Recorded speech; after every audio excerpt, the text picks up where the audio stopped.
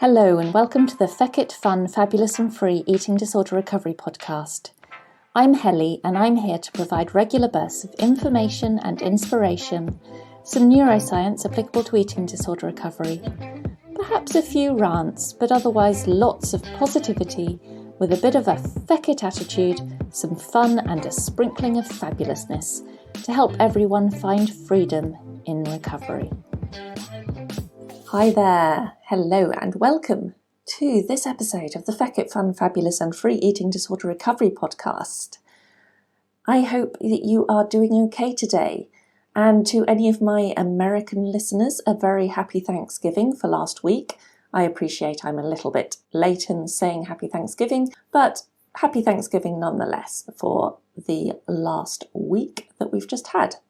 And to any of you at the moment, whether you celebrate Thanksgiving or Christmas or Hanukkah or any other celebrations that might be happening at this time of year, I appreciate that with an eating disorder, this can be a very difficult time of year for a lot of people. Because what do celebrations involve? They involve food most of the time. They involve people getting together, changes to routines and usual patterns and habits, people sitting around and eating and just being. And what do eating disorders hate the most? They hate sitting around eating and just being. So this can be a really hard time of year when you have an eating disorder. But if you are really focused on overcoming the eating disorder this year, then maybe this year can be different. This year you don't have to go into it thinking, oh, I hate this time of year, it's so horrible and stressful and I just get so anxious. And I really, really hate it. Because yes, you might feel like that, and that might have been your experience of this time of year for years and years gone by. But this year can be different because you can make it different. This year doesn't have to be terrifying. You could go into this year deciding, I am going to eat. I'm going to sit and eat. And I'm going to let myself just be fabulous while I sit and eat and let my body and my life grow. And people can watch me do that, and I will be proud of doing that. So when you start to feel the anxiety building about this time of year and all that it might involve, just remind yourself that you don't have to be stressed about it. This year can be different. This year you can choose to be fabulous and eat and just go with the moment. But when you start to really think about all that these coming weeks might involve, all the social occasions you might have, all the family you might have visiting, just take a step back and stop yourself from getting completely overwhelmed by thinking about it all at once. You only have to take it one day at a time. You only have to take it half a day at a time. So just pull yourself back from future tripping into thoughts about, oh my gosh, how am I going to cope with all of these things happening all in the same few weeks? One day at a time, you will cope.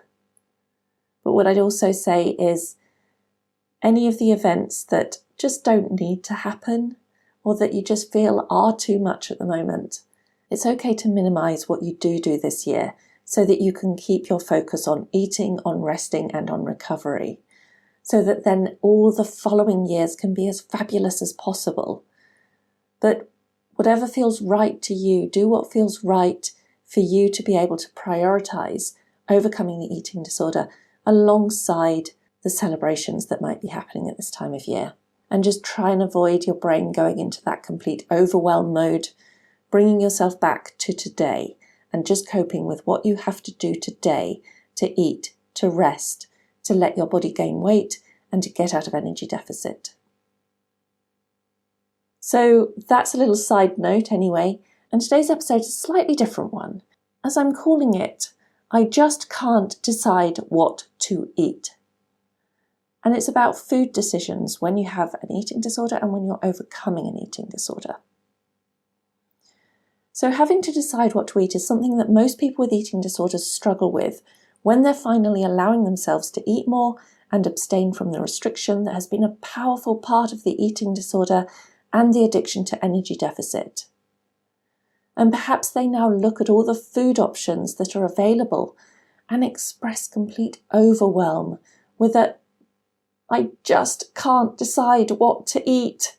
I just can't cope with these decisions. And it's understandable that when you've been eating restrictively for years and then open your mind to unlimited food options and unlimited food amounts, that this can leave you feeling exhilarated, but with an excitement that's coupled with anxiety, agitation, and feelings of wrongdoing about eating more. And all of that can then culminate in feelings of overwhelm and decision paralysis when it comes to food choices. Be that what foods you eat, how much, where, when, who with, and so on and so forth.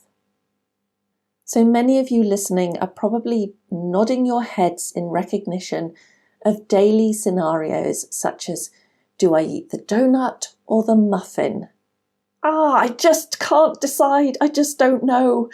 And then feeling trapped in that frozen spot of, I don't know which one to have. And then because you feel so frozen and paralysed by that, perhaps then reaching for your very safe cereal bar instead. But if that is something you recognise, then I'm going to put a question to you. Do you really need to decide? And I don't mean by that, do you really need to decide between the donut and the muffin? No, you don't. Just go and eat the cereal bar. What I mean by that is, do you really need to decide on whether you eat the donut or the muffin? We all have to make a lot of decisions every day, and for some decisions, the path we choose can have important and even life-changing consequences.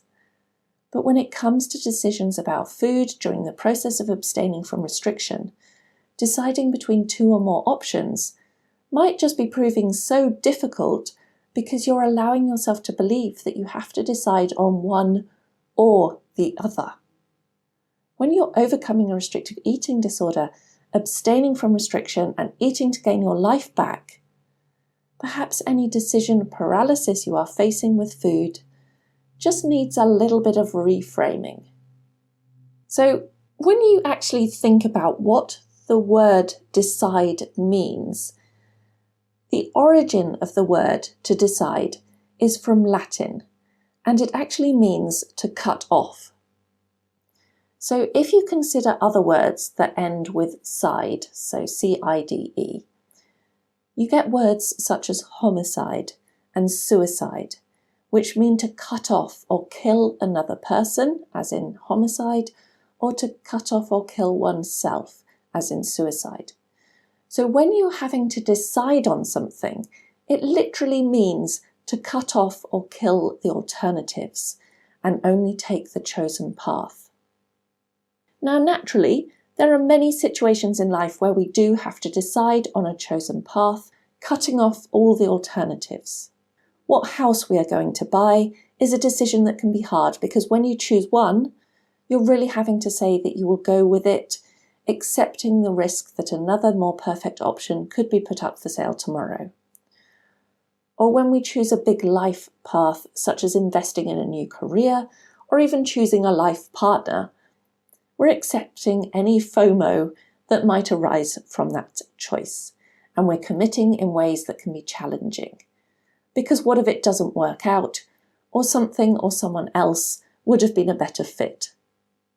But when we do decide on one option, for example, we decide we will buy this house, we will accept this job, we will marry this person, and so we cut off all the other options that are already present or any that might arise in the immediate future, then actually sometimes it can be quite a relief. And that's when we just let excitement set in about the path we have chosen and how incredible it will be. And this can be the case too when you decide to commit to overcoming an eating disorder, because when it comes to eating disorders, deciding to jump into the process of overcoming it and all that's entailed with that is a huge decision that you make. When you decide to abstain from the pursuit of energy deficit and finally disengage from the yes but arguments that your brain creates in an attempt to persuade you not to, then that too can feel a relief and even quite exciting when you start to plan what your process to bash the eating disorder out your life could look like And imagine how it will feel to let yourself eat and rest in ways that you haven't for so long. So you do have to decide to commit to overcoming an eating disorder. And you do have to decide to commit to letting your body gain weight and do what it needs to do to overcome the eating disorder. And sometimes you might have to decide to stay committed to that several times a day or even several times an hour. But I'm going to propose that you don't have to decide between food choices. When you're trying to decide between more than one food option in a given moment, and it feels overwhelming, distressing, and frustrating, and it feels like this is such an important decision in your life to be making, it's only feeling that way because you're imagining that you have to cut off some of the available options when you really want them all, or the restrictive side of your brain is trying to persuade you to cut off options that are more terrifying, but the real you really wants. And when it's like this, it's also likely that you'll be thinking to yourself, what if I pick one and it's substandard and maybe the other option would have been better and I missed out on it? But you don't have to miss out on this or any foods any longer. You are overcoming a restrictive eating disorder. No foods are off limits anymore. You don't have to choose between the donut or the muffin because you really can have both. Yes, you have to pick what to have first, but just grab the closest one and then have the next. And that's not being greedy. That's not overeating. This is eating to what your brain and your body are asking you for, and they're only asking you for these things because you need them at the moment. The more you can do this and show your brain that foods are no longer off limits or rationed, the sooner your brain will lose this food scarcity mindset that creates this challenge with food decisions, and the sooner your brain understands that all the foods are now there to be eaten, now and in the future. So in time, your brain will then feel calmer, that it's okay to just pick something quickly, because the other options, and even more options than these, will still be there whenever you want them. So when you're next struggling with decision paralysis when it comes to food, and it's feeling more emotional, hard, and important than any food decision in life should, just take a step back and decide that you don't need to decide. You don't need to cut off any food options ever again if you don't want to. You can have what you want, when you want, as much as you want, starting right now with as many of the foods that you have been forcing yourself to decide between as the real you really wants. Decide on just one thing to overcome this eating disorder, using all the support you can find and taking your own true empowerment to abstain from restriction and open your mind to unlimited food potential. And with it comes incredible life potential. So don't force yourself to decide between this food or the other food. Just take all the foods you know deep down that you really want and in fact need to eat right now. Because when you do, that's when life gets bigger and more wonderful. And that's when you can cope with life so much better. So that's my little thought for today. As I say, it is a slightly shorter episode today because I've been rushing to get something out today for you, and there's been other things happening in life for me at the moment, which mean that I haven't been able to put as much time into producing a podcast episode as I normally have. And with that, that's also just to say that in the coming weeks, my episodes coming out might be a little bit more sporadic because I do have other things happening in life at the moment with moving and doing other things. So it's actually not because of Christmas and that side of this time of year that things might be a little bit slower in putting out podcasts at the moment. It's really because I've got big moves ahead that are taking up more of my time and focus. But hopefully in the new year, I'll be back on form and producing more regularly. And I still will be putting out episodes in the coming month. It might just be, as I say, a little bit more sporadic than usual.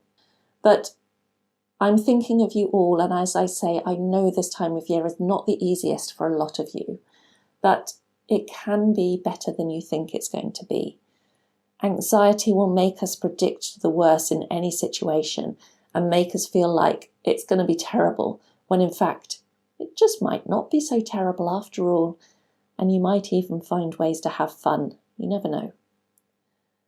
Go eat, go be fabulous, rest, allow your life to grow, and allow yourself to grow.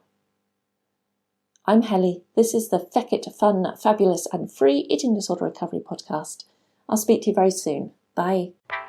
Thank you for listening to the Feck It Fun, Fabulous and Free Eating Disorder Recovery podcast. Don't forget, eating disorder recovery doesn't have to be boring and doesn't have to be serious. Now go and grab yourself some food and have a fabulous rest of the day.